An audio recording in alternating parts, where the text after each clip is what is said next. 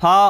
んばんは。はるきです。今回は最新版のディフェンダーティアリストになります。前回からですね、また新しく更新をしたティアリストになってます。選手の強さを5段階で評価したものがティアリストになってるので、少しでも参考になれば嬉しいなというふうに思います。で、今回はですね、また新しくシェイプシフターズの選手たちを追加しました。で、それでは、早速紹介をしていきたいなと思います。こちらが最新版のディフェンダーのティアリストになります。D だったり C に新しく追加した選手はいないという風なことになってます。でそして B もですね、B にも新しい選手はいないですね。前回紹介をしたシェイプシェズのオルソリーにはいるんですけれども、チーム2、チーム3で、新しくここに入れた選手はいないという風なことに、してます。でそして A と B の間にいるのがシェイプシーサーズのベッカーですね。ベッカー。ここも前回とは特に変わりは、ないという風なことになってます。でそして A ですね。A に新しく追加した選手はですね、シェイプシフターズのザハ、そしてシェイプシフターズのジルー、そしてシェイプシフターズのルシオン、この3名かなというふうに思います。トコエカンビは前回紹介をしてます。変わりはないです。で、ザハに関してはやっぱりプレミアムという風なことで、だんだんと使われきだしましたね。ペースがもともと速くて、そこにさらに磨きがかかり、守備力っていうのを手にした、右サイドバックの選手、右サイドバックに変更された選手になります。あとはやっぱりスキルが5で、もともとそこがね、非常に攻撃参加をされたいっていう方からすると、大きいかなというふうに思います。ドリブルはね、結構しやすい、選手にはなるので、推進力を持って後ろから上がることができる、そんなサイドバックとして、登場をしてきました。で、守備に関してもね、そんなに悪くないですよね。そんなには悪くないんで、だからこそ多分使ってる方が多いというふうに感じますね。フィジカルもね、やっぱもともとちょっと身長も高いんで、なんかめっちゃフィジカル負けるっていうこともないし、ペースで追いつくっていうこともできるんで、かなりこうプレミアリーグのケミをね、救いつつ、この選手自体もそれなりに強いということが、やっぱりいいのかなというふうに思いますね。本当に攻撃参加をされたい選手なんで、サイドバックをちょっと攻撃に上がらせたいっていう方は、かなりザハはおすすめの、選手にはなりますね。で、そして、ジルーですね。シェイプシーザーのジルー。ジルーもですね、特段全然悪く、ないです。ST からセンターバックに、変わった選手なんですけれども、元々の身長の大きさ、あとはフィジカルの強さを活かして、センターバック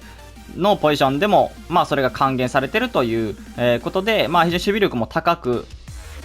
しっかり取ってくれる、選手ですね。で、ペースが上がったっていうことも非常にでかいかなと思います。加速タイプが長いということ、プラス、ペースも88あるということで、そこまで遅さっていうのは、この人は感じなかったですね。全然、この人で CF 戦ってた、ぐらいなんで、全く弱いなと思うことはなく、若干やっぱ ST から変更されてるからか、AI 面のところで気になるなっていう時は、たまにはあったんですけど、本当に対人負けないですし、フィジカルでも負けない力を持ってるので、個人的にはコスパの、センターバックとしては非常におすすめかなと、いうふうに思いますね。で、そして、ルシオンですね、ルシオン。ルシオンもですね、ザハと同じようなタイプで、速さっていうのがあるので、後ろから攻撃に出ていける、そんな選手になります。で、シェイプシフターのルシオンになってからですね、スキルが5になったんで、本当にスキルも使いながら前に運んでいくことができる、そんな選手になりますね。で、ドリブルも非常に軽くて、細かいタッチでもできますし、で、パスも上手いしっていうところで、かなりいいサイドバックかなというふうに思いますね。フィジカルが若干弱かったりとか、あとは、ジャンプ86あるんですけど、もともと身長がね、175センチとか、ちょっとちっちゃめというか、なんで、結構相手の選手、対峙する選手によっては、フィジカルで負けてしまったりとか、ヘディング叩き込まれてしまったりとか、するんで、そこだけかなっていうところで心配なところは。なんで、それ以外は全然いいので、個人的にはそれで B とかっていうのはちょっと厳しいかなというふうに思ったんで、個人的には A には全然入れてもおかしくないかなというふうに感じて、ルシオン A にしてます。で、そして、S と A の間にいるのが TOTS のマルキーニョス、そしてシェイプシフターズのブッフォン、ですね。新しく追加した選手はブッフォンですね。ブッフォンに関してはやっぱり、強いです。強さっていうのがあるし、この選手も対人がね、強い選手ですね。本当にフィジカルでも負けないし、対人の力っていうのはこの選手も非常に高かったです。もう貫通しないですね。貫通しなかったし、6万で、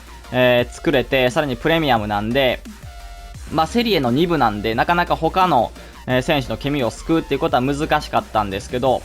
この選手、ブッフォン自体はケミさんで使えるので、普通になんか多くの人も作って使っていたかなっていう風に、思います。全然悪くないですし、普通に強かったなっていう風に思います。海外の方もですね、非常に使用感がいいって言ってる方が多くて、自分的にもここの間ぐらいには入れてもいいかなという風には感じました。若干気になるところはやっぱり AI のところが、気にはなった試合が多かったかなっていう風に、思いますね。ジルーより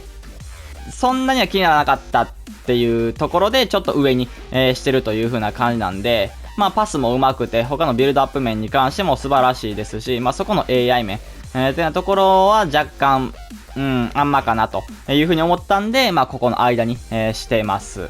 そして一番上ですね、S は、シェイプシフターズのグバルディオル、そしてシェイプシフターズのクロスターマン、そしてシェイプシフターズアイコンのシュバインシュタイガー、この3名を入れました。グバに関しては CDM 登録なんですけど、自分的にはセンターバック起用が一番めちゃくちゃおすすめ。なんで、今回、このディフェンダーのティアリストに入れました。あと一番右にいるジョレンテもそうですね。前回はミッドフィルダーに入れたと思うんですけど、サイドバック起用されてる方が多分非常に多いと思うので、今回ここに入れました。グバに関しては SBC の価格15万で作れる、選手ではないですね。えぐいです、この選手は。自分は今作グバを本当に好きで、よく使っていたんですけれども、この人のためにケミを合わせてもいいと、思えるぐらい本当に強い、選手になります。身長はね、そこまでちっちゃいというか185、ガチムチっていうのはでかいっていう選手ではないんですけど、本当にフィジカルで負けないし、対人能力も高くって、さらにビルドも完璧ですね。本当にドリブルも軽いし、運んでいく力も CDM になってよりそこがついたんで、センターバックとして使ったらもう余裕ですよね。本当に軽いし、運ぶっていうこともできるし、さらにパスもね、うまくてっていう選手で、ペースもね、裏抜け対応っていうのもしっかりしてくれるっていう、部分が非常に素晴らしい。で、勝手にシュートブロックもしてくれるし、勝手に取ってくれるっていう、ところなんで、本当に今の現環境では最強のセンターバックの、一人かなと、個人的には思うので、自分は S かなというふうに思います。で、そしてシェイプシフターズのクロスターマンですね、クロスターマン。クロスターマンに関してもですね、非常に強くなって、出てきました。センターバックからですね、LB に変更されて、スキルもね、5になってるんで、一応この選手も、スピードがありながら、細かいタッチっていうのはそこまでできないんですけど、身長がちょっとでかかったり、するんで、だけど、スピードで運んでいったりとか、スキルで、ちょっとずらしたりとか、することはできる、そんな選手になりますね。で、非常にやっぱ守備力は高いですね。もともとセンターバックっていうこともあって、そこからまたね、上がったっていうのは、非常にでかいですし、フィジカルも強いという選手ですね。で、若干気にはなるポイントは、もちろん LB になったっていう風なことなんですけど、利き足自体は変わってないんで、逆足は4なんですけど、その逆足4の左足で出すことが、ちょっと LB だったら増えるかなっていう風に思います。多分一番の最適は、センターバックに戻すか、右サイドバックとか、かなっていう風に思いますね。やっぱ左利きじゃない場合、LB とか左にね、置いてる選手って、縦パスとか、ね、よく指すと思うんですけど、なかなか右足で回り込んで出す選手っていないと思うんで、なんでそういう風な意味で左利きの方が、いいんですけど、クロスターマンは左利きじゃないんで、変わってはないんで、そこだけがちょっと、本当に気になるところは、そこだけかな、C といえばそこだけかなっていう風には、思いますね。ですけど、非常に素晴らしい、選手で、まあ、グバだったりとか、まあ、エンクングだったりとか、ライプツィヒで強い選手と君が組めるっていうのも、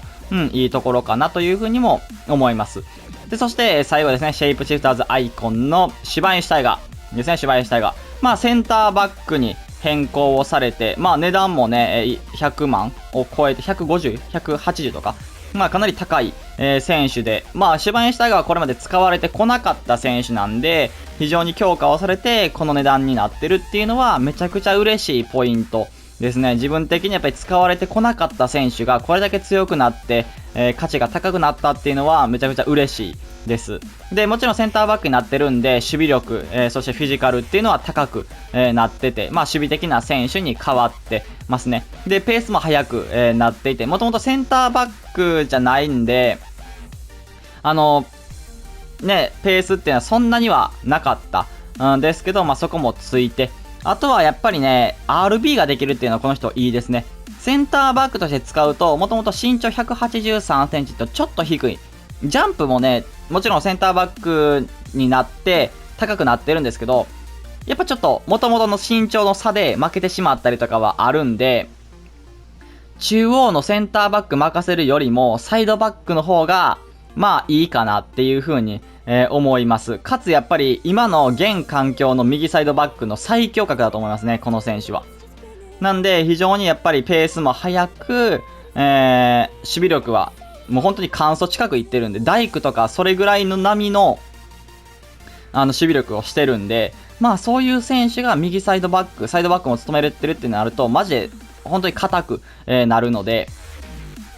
まあそういう風な中で一番最適はサイドバックかなっていう風には思います。右じゃなくて左でもいいと思います。逆足が5なんで。なんで、サイドバック起用が一番いいかなっていうようなところで、本当に守備面に関しては上がりましたし、ディフェンスライン全部、強固な、守備が形成できるという、ことで、まあ、シュバインシュタイガーは非常におすすめかなというふうに思います。ボランチとして使うのであれば、ちょっと重たいんで、そういう意味でもディフェンスラインかなっていうふうには思って、特にサイドバック起用が今のこの現環境だったらかなり、強いかなっていうふうには思います。まあ、という感じで、これが最新版のディフェンダーのテアリストになります。もちろんね、ここにいない選手だったりとか、入れきれなかった選手多く、いると思うので、まあ、気になる選手がいればですね、気軽にコメントいただければ嬉しいなというふうに思います。それでは今回これで終わります。いいなと思ったら、チャンネル登録、高評価お願いします。それでは、バイバイ。